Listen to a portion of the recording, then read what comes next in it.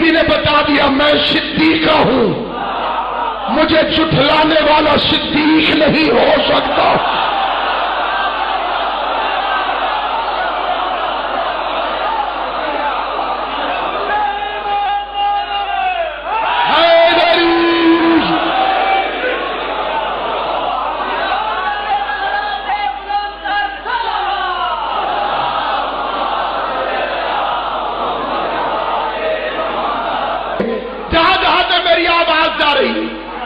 فکرہ پھر دہراتا ہوں، لفظوں کا نہیں حرفوں کا شامل ہے۔ فدق خالی وراثت نہیں، خالی وراثت نہیں، حق ہے فاطمہ کو۔ ثبوت کے طور پر سورہ بنی اسرائیل بسم اللہ الرحمن الرحیم وآت ذی القربى حقہ، اپنی مرضی کے عالم سے ترجمہ کرواؤ۔ میرے حبیب اپنی سب سے قریب ترین مستور کو اس کا حق دے دے۔ اب ظاہر ہے جوش اپنی جگہ حقائق پیش کرنا چاہتا تاکہ یہ نوجوان جوشوں میں یہ رہنا چاہتا۔ یہ مذہب شیعہ کا لینڈ مارک ہے، بنیاد ہے، وہ پیش کرنا چاہتا ہوں۔ اگر فدق خالی وراثت ہوتا تو پیغمبر زندگی میں زہرا کو نہ دیکھے جاتا۔ مقدمہ ہے بی بی کا خلیفہ کی بارگاہ میں نہیں، اللہ کی بارگاہ میں، کیونکہ بطول کا حاکم اللہ کے علاوہ ہو کوئی نہیں سکتا۔ Fatima in the court of Allah versus Khalifa, Allah کی عدالت میں زہرا کا مقدمہ، یہ مقدمہ رسول کی خواہش ہے، یہ مقدمہ دین کی حیات ہے، یہ مقدمہ شجروں کی بالیدگی ہے، اس مقدمے میں بطول کی حمایت اماں کے شریف ہونے کا ثبوت ہے۔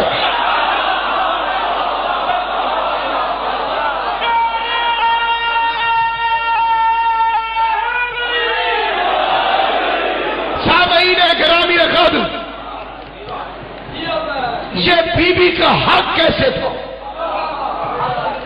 اور رسول نے زندگی میں کیوں دے دیا؟ اسلام میں حکم ہے مال خرچ کرنے کا۔ ابھی آپ نے قبلہ قمی صاحب کی اپیل پر خمس کی نیت سے سید کی مدد کی، کتنا بڑا ثواب ہے، بشریت کے پاس میں نہیں۔ سید، اسیر، عالم، عبادت گزار، امام زمانہ کا سپاہی، شیعت کی عزت کا محافظ، یہ جیسے اس نے مال دیا ہے آج قیامت کو پتہ چلے گا۔ لیکن سارا مال دینے کا حکم نہیں، آپ کے پاس جتنا مال ہو، اسلام سارا نہیں مانتا۔ یسألونک ماذا ينفقون، میرے حبیب لوگ آپ سے پوچھتے ہیں اللہ کی راہ میں کتنا خرچ کریں؟ کل اللہ فرما حبیب فرما دے جو تمہارے بال بچوں کے خرچ میں سے ضروریات پوری ہونے کے بعد بچ جائے اس کا کچھ حصہ، سارا مال نہیں، ساری بچت نہیں، اس سے زیادہ اگر کوئی خرچ کرے گا اس کا قرضہ چڑھ جائے گا، اللہ پر مثلا خمس بنتا ہے 20,000، مومن نے دے دیے 30,000، 10,000 قرضہ ہے اس پر، خدیجہ نے سارا مال لٹا دیا۔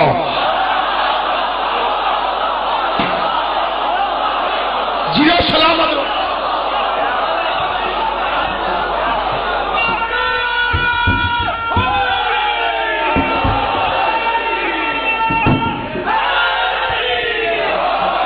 کیونکہ معاملہ میری مخدومہ کی صداقت کا ہے، جگر کا خون بھی خرچ ہو جائے تو نقصان کوئی نہیں۔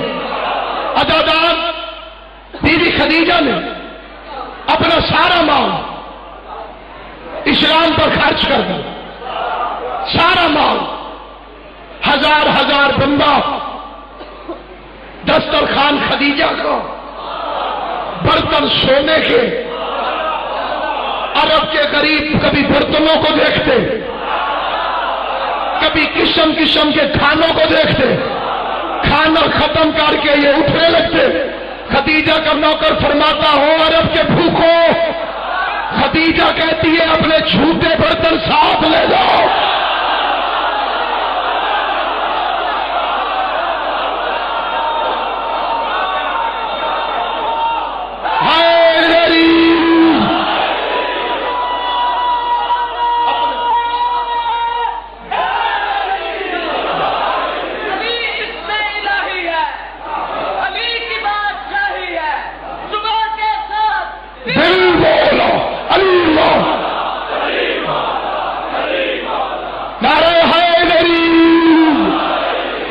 جھوٹے برتن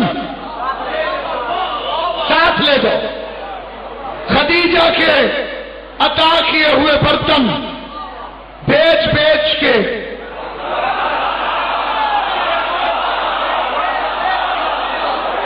قوم شیعہ ہو اگلا فکرہ کہنے کی ضرورت ہی کوئی نہیں، ویسے ہی شہر خطرناک ہے۔ میں ڈاکٹر طاہا حسین مصری کا فکرہ پڑھ کے اپنے اندر کا غبار نکال لیتا ہوں۔ فرماتے ہیں کہ رسول کے بعد حالات ایسے بدلے کہ چمار جوتیاں گانٹتے ہوئے اٹھے اور تخت پہ چڑھ کے بیٹھ گئے۔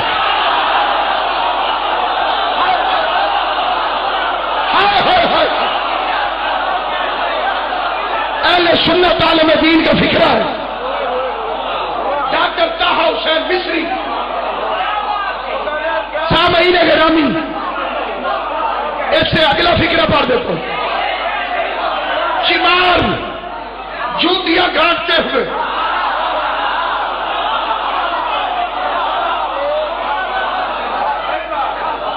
جب اسلام بادشاہت میں بدل گیا، اب ہمیں شروع فٹ کر لو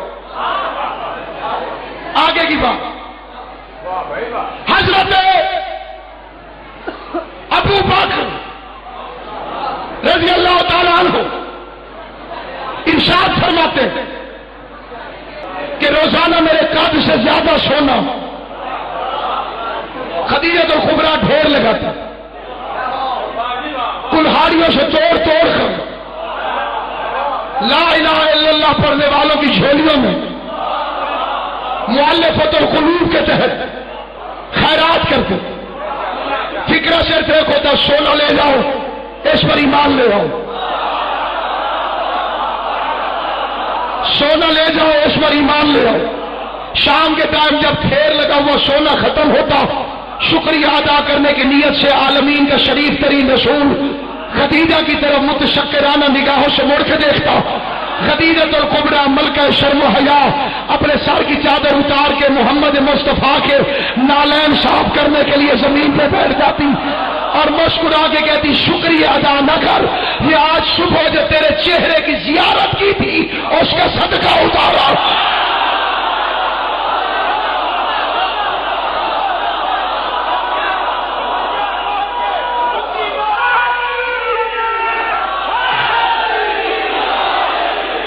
مجھے قبلہ کا انتظار تھا۔ اسلام خدیجہ کا مخروج ہو گیا۔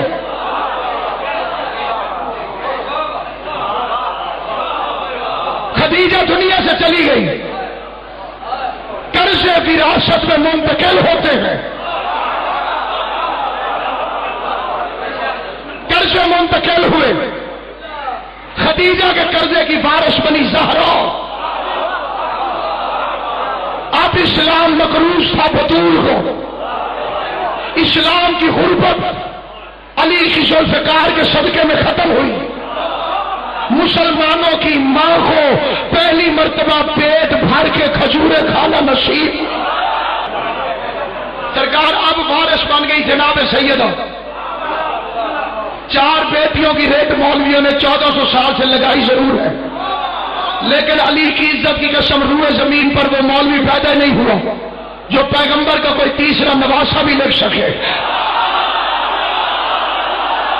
زبان سے بولنا جسے بات سمجھ میں آئے، جاؤ عرب و شام پھیر کے دیکھو، 4 بیٹیاں لکھنے والے نے تیسرا نواسہ لکھنے کی ضرورت نہیں کی ہے، بیٹی 1 ہو تب بھی نواسہ دو، بیٹیاں 4 ہو تب بھی نواسہ دو۔ میں نے بڑا سوچا کہ آخر مولوی کی ضرورت کیوں نہیں ہوئی، اس نے تیسرا نواسہ لکھا کیوں نہیں؟ قبلہ تیسرا نواسہ لکھنا آسان نہیں تھا، اگر مولوی لکھ دیتا تو محمد کی زلفیں کون پکڑواتا؟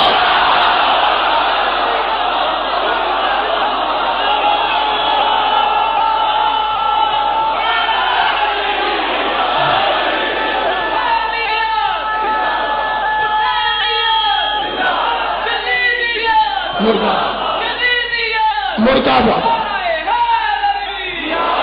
تیسرا نواسہ لکھنا آسان نہیں تھا، محمد کی زلفیں کون پکڑواتا؟ جبرائیل سے جھولا کون جھلواتا؟ رضوان کو درسی کون بناتا؟ یہی وجہ ہے بیٹیاں 4 مولوی کے نزدیک، اور آج تک 5ویں جماعت کی کتاب کے اندر یہ فکر لکھے ہوئے ہیں کہ جی آپ کو معلوم ہے رسول اللہ نے اپنی بیٹی فاطمہ کو جہیز میں کیا دیا تھا؟ علی کی عزت کی قسم اگر مولوی میں غیرت ہوتی تو ڈوب مرنے کے لیے یہی بات کافی تھی۔ بیٹیاں 4 بتاتا ہے، جہیز صرف بی بی فاطمہ کا بتاتا ہے۔ زبان نہ بولیں جسے اللہ نے زبان عطا فرمائی، اور پھر جسے یہ زیور جہیز سمجھتا ہے وہ ہر عمر میں اچھا نہیں لگتا، جسے میں اور آپ میک اپ زیور سمجھتے ہیں یہ ہر عمر میں حسن نہیں ہے۔ بچپن میں اس کے اوپر مذمت کی جاتی ہے، جوانی میں اس کے اوپر تعریف کی جاتی ہے، بڑھاپے میں اس کے اوپر آوازیں کسی جاتی ہے۔ اگر کوئی چھوٹی بچی میک اپ کر کے آئے لوگ مذمت کر کے سمجھاتے ہیں، اگر کوئی بڑھیا کر کے آ جائے تو لوگ مذاقاً فکرے کستے ہیں۔ پتہ چلا جسے تم زیور سمجھتے ہو وہ زیور تو بطول کا ہے ہی نہیں۔ کسی نے زہرا سے پوچھا بی بی عورت کا بہترین زیور کیا ہے؟ مخدومہ طارین نے فرمایا عورت کا بہترین زیور حیا ہے۔ امام حسین تمہیں سلامت رکھے، جناب سیدہ آپ کو آباد و شاد رکھے۔ جسے ہم زیور سمجھتے ہیں بی بی اسے زیور نہیں سمجھتی، جسے ہم زیور سمجھتے ہیں وہ ہر عمر میں سوٹیبل نہیں ہوتا۔ بچپن میں اس کا مارکا کچھ اور ہے، جوانی میں اس کا نتیجہ کچھ اور ہے، بڑھاپے میں اس کا ریئیکشن کچھ اور ہے۔ لیکن جسے بی بی نے زیور کہا، حیا والا زیور بچپن میں بھی حسین ہے، جوانی میں بھی حسین ہے، بڑھاپے میں بھی حسین ہے۔ حیا والا زیور بچپن میں بھی حسین ہے، جوانی میں بھی حسین ہے، بڑھاپے میں بھی حسین ہے، بچپن میں بھی حسین ہے۔ حیا والا زیور بچپن میں بھی حسین ہے، جوانی میں بھی حسین ہے، بڑھاپے میں بھی حسین ہے۔ اللہ نہ کرے کسی عورت کے پاس یہ حیا والا زیور نہ ہو، بچپن میں گڑیوں سے کھیلتی ہے، جوانی میں شوہر سے ریس لگاتی ہے، بڑھاپے میں داماد سے جنگ کر رہا۔ مالکن بن گئی خدیجہ، خدیجہ کی وارث بن گئی فاطمہ، اسلام مقروض تھا خدیجہ کا، قرضے کی وارث بنی جناب زہرا، اسلام کی غربت علی کی ذوالفقار نے ختم کی۔ خیبر کے بعد فتح رسول کو توفتاً ملا، ادھر رسول مالدار ہوا، ادھر آیت آ گئی حقدار کو اس کا حق دے دے۔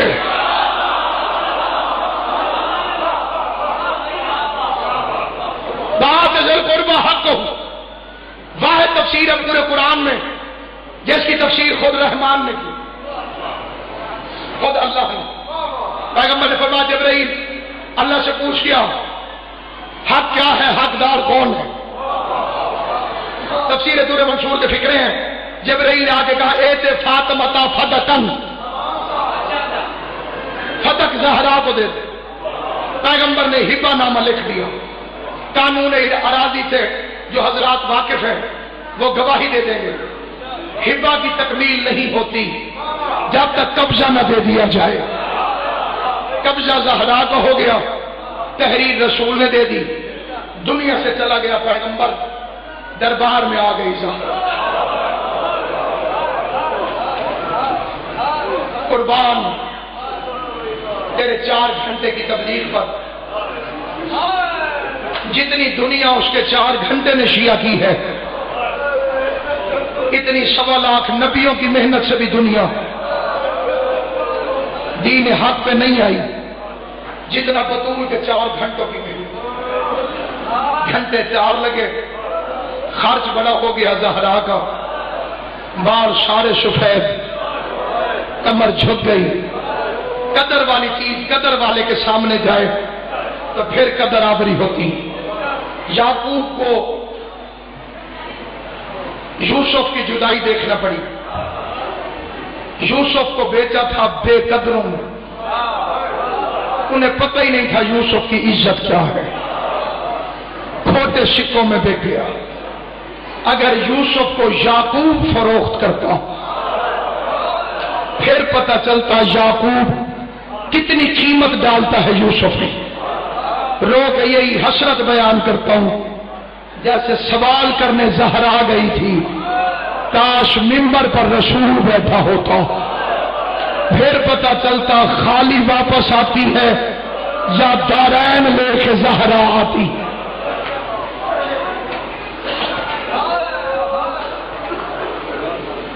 چار گھنٹے تک تیرا کھڑا ہونا، اللہ کی کائنات نہ بنتی، زہرا خالی. سنی علماء نے لکھا ہے سیرت حربیہ، یہ چپ کر کے کھڑی رہی، 400 صحابی محمد کی تحریر پر رہا.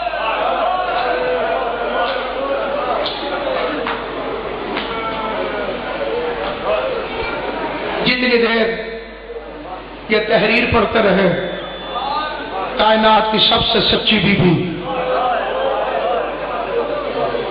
باپ کے نوکروں سے اپنے حق کا مطالبہ کرنے کے لیے چپ کر کے دربار میں کھڑی رہی. کسی بندے کے بال سفید ہو 6-7 سال لگ جاتے ہیں. کبھی سوچ 1 سیکنڈ میں زہرا کے سارے بال سفید کس طرح سے ہو گئے.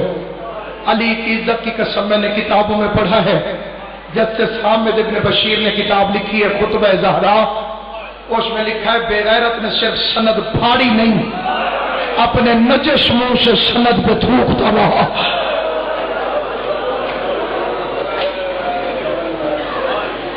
آگے بے غیرت کہتا ہے تیرے باپ کو ہذیان تھا تو مسئلہ بھول گئی ہے. روتی روتی گھر واپس آ گئی. فکرہ میرا آخری ہے، میں منت کر کے ایک مومن سے منت کرتا ہوں اپنی اولاد کو بتا کے جا کتنی غریب تھی بیٹی محمد مصطفیٰ کی. میں دارین قربان کرو تیری عصمت پر. 36 بدماش دروازے کو اندر دھکا دیتے تھے، اکیلی زہرا دروازہ بند کرتی تھی. بے غیرت کہتا تھا ہٹ جاؤ ورنہ میں دروازوں کو